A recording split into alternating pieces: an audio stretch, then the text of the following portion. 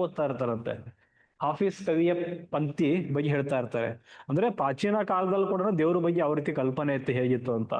ಈಗ ಪವಿತ್ರ ಕುರಾನ್ ಏನ್ ಹೇಳುತ್ತೆ ಅಂತ. ಕುರಾನ್ ಅಲ್ಲಿ ಇದೆ, ಕುಡಿಬಾರ್ದು, ಇದ್ ಮಾಡಬಾರ್ದು, ಕೆಲವೊಂದು ನಿಯಮಗಳೆಲ್ಲ ಇದಾವೆ ಅಲ್ವಾ. ಸೊ ಅವರೇ ಅಲ್ಲಿರುವಂತದ್ದು. ಸೊ ಅದರಲ್ಲಿ ಅವರು ಒಂದು ಪದ್ಯದಲ್ಲಿ ಹೇಳ್ತಾರೆ, ನೀನು ಮದ್ಯ ಕುಡಿ, ಪವಿತ್ರ ಕುರಾನ್ ಸುಟ್ಟು ಹಾಕು, ಕಬಾವಿಗೆ ಬೆಂಕಿ ಹಚ್ಚು, ಇದೆಲ್ಲ ಅಪರಾಧಗಳನ್ನು ಕ್ಷಮಿಸುತ್ತೇನೆ. ಆದರೆ ಮಾನವನಿಗೆ ಹಿಂಸೆ ಕೊಟ್ಟರೆ ಅಂತ ಅಪರಾಧಕ್ಕೆ ಕ್ಷಮೆನೇ ಇಲ್ಲ ಅಂತ ಒಂದು ಕವಿ ಹೇಳುವಂಥದ್ದು. ಇದು ಅಂದ್ರೆ ಈ ಎಲ್ಲವೂ ಕೂಡ ಬದುಕಿದ್ದಾಗಲೇ ಅಷ್ಟೇ ಅಲ್ವಾ, ಅವ್ನ್ ಜೀವ ಅಂತ ಇದ್ದಾಗಲೇ ಅಷ್ಟೇ ಇವೆಲ್ಲ ಅಲ್ವಾ.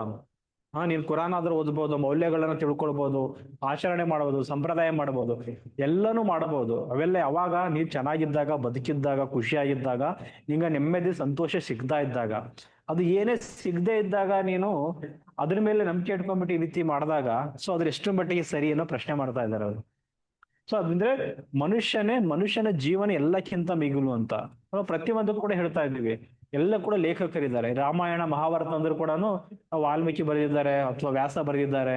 ಭಗವದ್ಗೀತೆ ಅಂತ ಹೇಳಿದ್ರೆ ಕೃಷ್ಣ ಹೇಳಿದ್ದಾನೆ, ಈ ರೀತಿ ಹೇಳ್ತಾ ಇದ್ವಿ. ಅಂದ್ರೆ ಅವರೆಲ್ಲರೂ ಕೂಡ ಮನುಷ್ಯ ಸ್ವರೂಪಿದ್ದಾರೆ ಅಲ್ವಾ. ಸೊ ಬೇರೆ ಎಲ್ಲೂ ಇಲ್ಲ ಅನ್ನೋ ತರದ್ದು. ಆಮೇಲೆ ಕೃಷ್ಣನ ಭಗವದ್ಗೀತೆಯ ಸಾಲೊಂದು, ಎಲ್ಲವನ್ನು ಪರಿಶೀಲಿಸಲು ಭಗವದ್ಗೀತೆಯಲ್ಲೇ ಬರುತ್ತೆ. ಸೊ ಅವ್ರು ಹೇಳ್ತಾರೆ, ಬೇರೆ ಬೇರೆ ಧರ್ಮದ ಆಧಾರ ಮೇಲೆ ಹೇಳ್ತಾ ಇರೋದು ಅವರು. ಏನಕ್ಕೆ ಅನ್ನೋ ತರದೆ ಒಟ್ನಲ್ಲಿ ಅವರು ಇಡೀ ಗ್ಲೋಬಲ್ ಲೆವೆಲ್ ಅಲ್ಲಿ ನೋಡ್ತಾ ಇರುವಂತದ್ದು. ಅನಂತರ ನಿನಗೆ ಸರಿ ತೋರಿದಂತೆ ಮಾಡು. ಸೊ ಈ ಮಾತಿನಲ್ಲಿ ನಮ್ಗೆ ಸ್ವಾತಂತ್ರ್ಯ ಇದೆ, ಎಚ್ಚರಿಕೆ ಎರಡೂ ಇದೆ. ಪರಿಶೀಲಿಸು, ನೀನು ಪ್ರಶ್ನೆ ಮಾಡು, ಆಲೋಚನೆ ಮಾಡು, ವಿಚಾರ ಮಾಡು. ಅವಾಗ ನಿನ್ಗೆ ಏನ್ ಅನ್ಸುತ್ತೆ, ತದನಂತರ ನೀನು ಎಚ್ಚರಿಕೆಯಿಂದ ಯಾವ್ದನ್ನ ನಿರ್ಧಾರ ಮಾಡ್ಬೇಕು, ಯಾವ್ದನ್ನ ಆಯ್ಕೆ ಮಾಡ್ಕೋಬೇಕು ಅನ್ನೋದು ನಿನಗ್ ಬಿಟ್ಟಿರೋದು. ಸೊ ಯಾರು ಹೇಳ್ತಾರೆ ಇದು? ಕೃಷ್ಣನ ಭಗವದ್ಗೀತೆಯಲ್ಲಿ ಇರುವಂತದ್ದು. ಸೊ ಬಟ್ ಇದನ್ನ ಯಾರು ಎಲ್ಲೂ ಹೇಳಲ್ಲ. ನಾವೇನ್ ಹೇಳ್ತೀವಿ, ಪ್ರಶ್ನೆ ಮಾಡಂಗಿಲ್ಲ, ನೀನು ಕ್ವಶನ್ ಜಾಸ್ತಿ ಕೇಳಂಗಿಲ್ಲ, ನಾವು ಹೇಳಿದ್ದನ್ನ ಕೇಳಬೇಕು, ಫಾಲೋ ಮಾಡ್ಬೇಕು. ಸೊ ಜಾಸ್ತಿ ಆದ್ರೆ ನಿಮ್ಗೆ ಹಿಂಗ್ ಆಗುತ್ತೆ ಅನ್ನೋ ತರದ್ದು. ಯಾವ್ದಾದಕ್ಕೂ ಲಿಂಕ್ ಹಚ್ಬಿಟ್ಬಿಡ್ತಾರೆ ಬೇಕಾದ್ರೆ ಕರ್ಮ ಸಿದ್ಧಾಂತಗಳಿಗೆ. ಸೊ ಬೈಬಲ್ ಅಲ್ಲಿ ಕೂಡ ಪರಸ್ಪರ ಪ್ರೀತಿಸಬೇಕು, ದಯಾ ತೋರಬೇಕು. ಸೊ ಇವೆರಡೇ.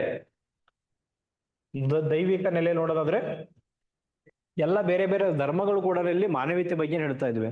ಸೊ ಮಾನವೀಯತೆ ಇಲ್ಲದಂಥದ್ದು ಯಾವುದೇ ರೀತಿಯ ಧರ್ಮನೂ ಇಲ್ಲ, ಏನೂ ಇಲ್ಲ ಅಂತ.